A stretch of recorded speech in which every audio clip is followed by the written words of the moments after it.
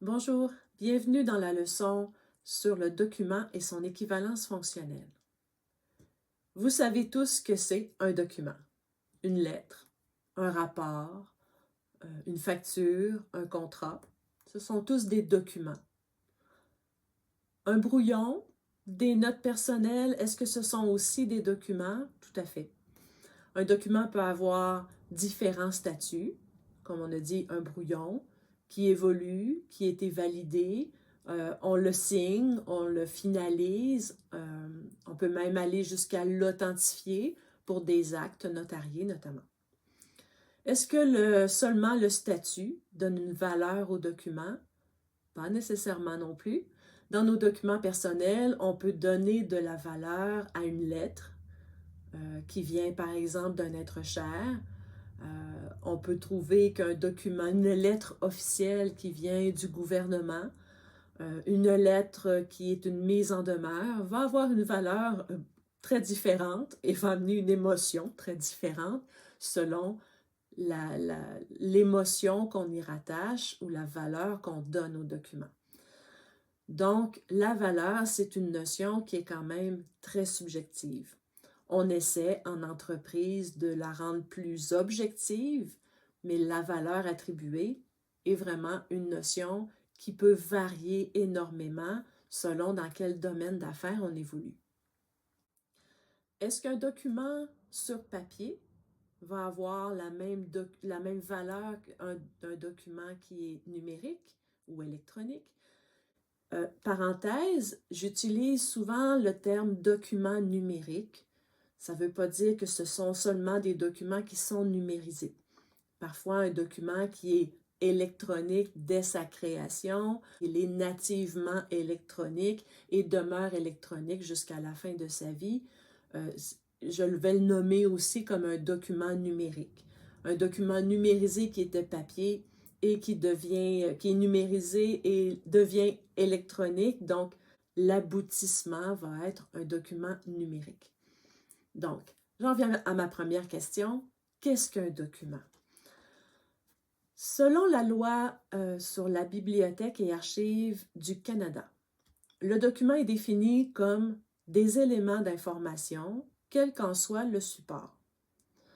Au niveau fédéral, on fait une distinction entre la publication, un livre, une revue, et un document. On s'entend qu'on peut décider qu'une revue est un document, mais selon la loi canadienne fédérale, on ne va pas mettre les mêmes obligations ou mettre les mêmes règles de gestion sur un document que sur une publication. Au Québec, la définition est un peu différente. Elle est encadrée par la loi concernant le cadre juridique des technologies de l'information. À l'article 3, dit qu'un document est constitué d'informations portées par un support.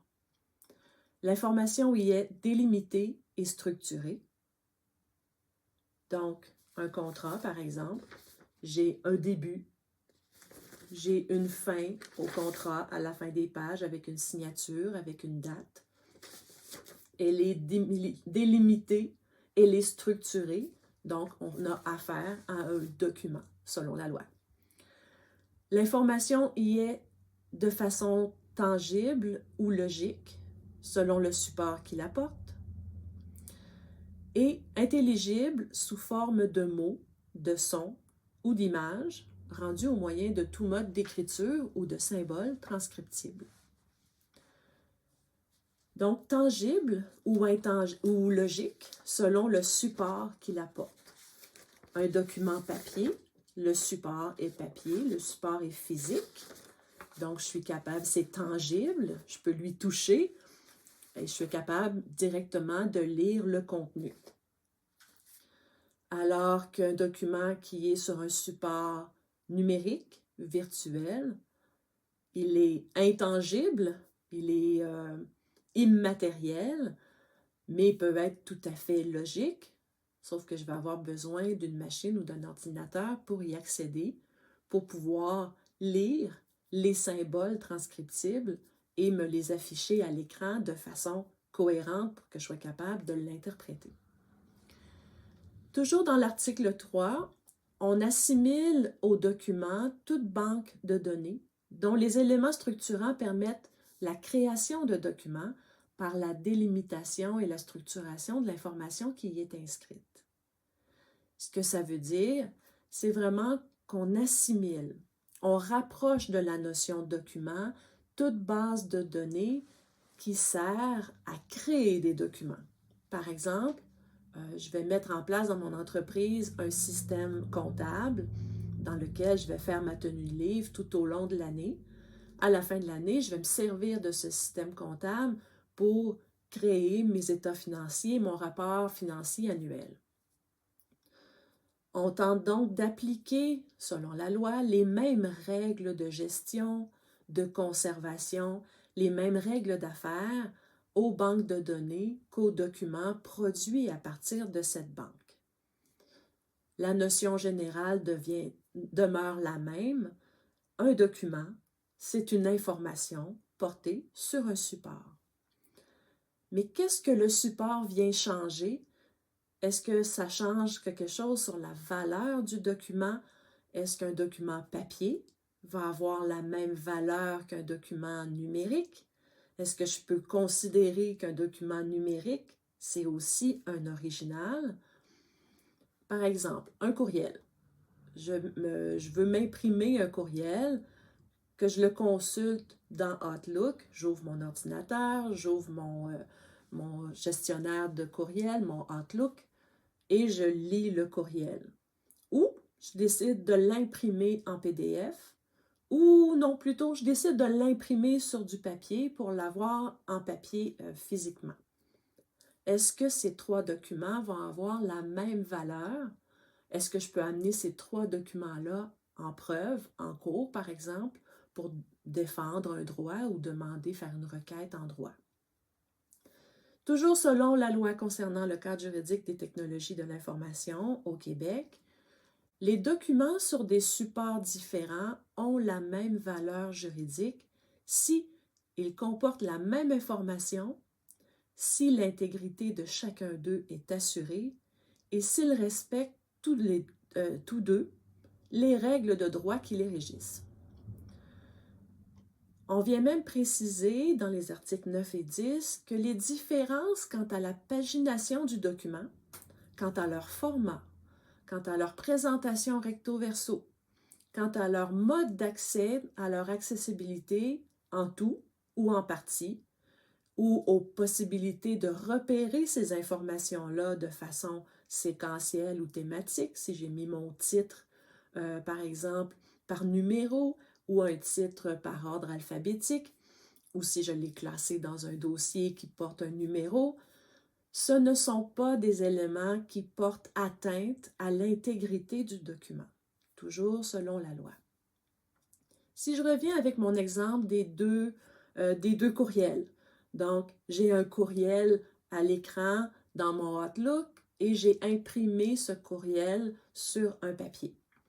Ils sont, selon la loi, fonctionnellement équivalents. Ils ont la même valeur juridique s'ils comportent la même information, ce qui est le cas la plupart du temps. De plus, la notion de recto-verso, donc si par exemple mon courriel, une fois que je l'imprime, à l'écran j'ai l'air d'avoir juste une page, mais la notion de page est assez immatérielle, mais ça s'affiche dans mon écran. Mais une fois que je l'imprime, avec la signature, avec l'avis de confidentialité, avec l'entête, ça donne deux documents. Selon la loi, encore une fois, la notion de recto-verso n'existe plus en numérique, donc on peut réordonnancer, repaginer, afficher sur une page ou pas, l'imprimer sur un recto-verso ou sur deux pages distinctes. Ça ne porte pas atteinte à l'intégrité d'un document parce que l'information est la même. Donc, si mon courriel a une page ou deux pages une fois imprimé, c'est pareil. En résumé, c'est quoi un document? De l'information sur un support. Selon la loi, des documents qui contiennent la même information, mais sur des supports différents, sont fonctionnellement équivalents. Le support numérique, à la différence du papier, rend le document intangible ou virtuel. Et ça nous oblige à utiliser une machine ou un ordinateur pour accéder, pour gérer, pour sécuriser l'information du document. Mais pour conserver un document ou y accéder à nouveau, je le classe dans un dossier la plupart du temps. Je vais vraiment aller le déposer dans un dossier pour me permettre de le repérer ou pour le conserver. Qu'en est-il de ce dossier? Est-ce qu'il a un support? Quel impact ça vient changer sur le dossier, qu'il soit numérique? C'est ce qu'on va voir dans la prochaine leçon, le dossier numérique. À tout de suite.